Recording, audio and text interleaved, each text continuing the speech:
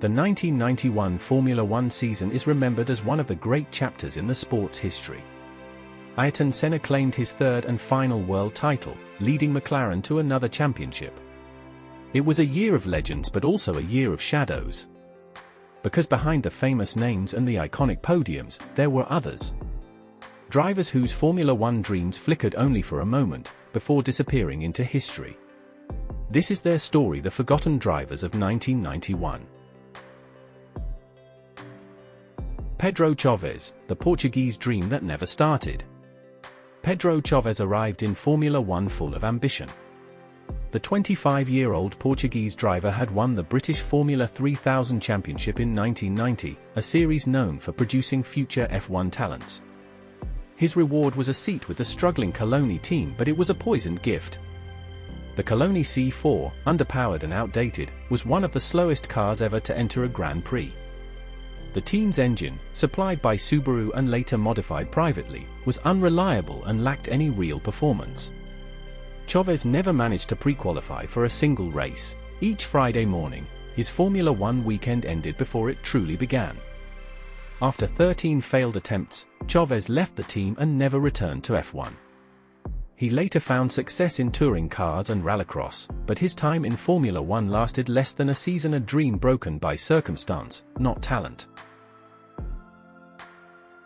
Fabrizio Barbazza, the fighter without a chance.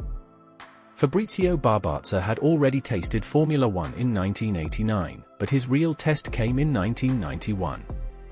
He joined the small AGS team, a team rich in passion but poor in resources. The car, the AGS JH25B, was heavy, underdeveloped, and powered by an outdated Ford engine. Barbazza fought hard, but the car was several seconds off the pace. He failed to qualify for most races, and when he did, he was forced to retire with mechanical problems. For many, it would have been the end of the road, but not for him. Barbazza stepped away for 2 years, then made an unexpected comeback with Minardi in 1993, even scoring points. He proved that determination can shine brighter than results. Michael Bartels, the man who never made the grid. When Johnny Herbert left the Lotus team mid-season, they turned to a young German driver, Michael Bartels. It was a golden opportunity, but also an impossible challenge.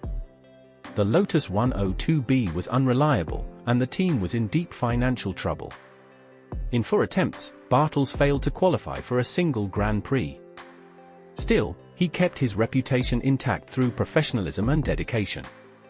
While his Formula One dream ended there, Bartels became one of the most successful GT and touring car drivers in Europe. He won multiple FIA GT championships and even became the team owner of Vitaphone Racing, leading Maserati to global success. A reminder that not all careers need to be built in Formula One to become great. Naoki Hattori, the two-race story. For Naoki Hattori, Formula One was the ultimate goal after years of success in Japan's racing scene. In late 1991, he was given a chance by Coloni, but once again, the car was hopelessly slow. In both races he entered, the team failed to qualify by several seconds.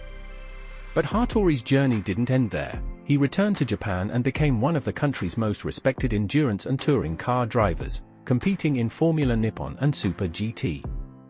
He even became a well-known commentator and mentor for young Japanese drivers, proving that a short stay in F1 doesn't mean a short career in motorsport. Eric van der Poel, the nearly man. Among the forgotten names of 1991, Eric van der Poel stands out.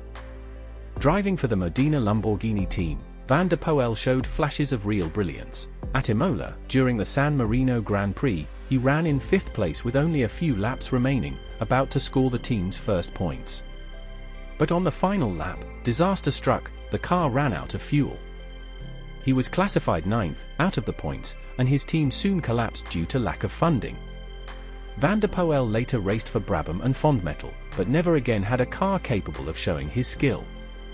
He remains one of Formula One's what-if stories, a driver who had the talent, but not the machinery. They was forgotten, but not lost. In the glamorous world of Formula One, success is often measured in wins, podiums, and championships.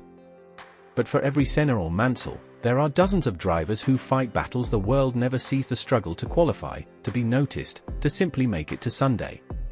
Pedro Chaves, Fabrizio Barbazza, Michael Bartels, Naoki Hattori, and Eric van der Poel, 5 drivers, 5 stories, united by the same dream.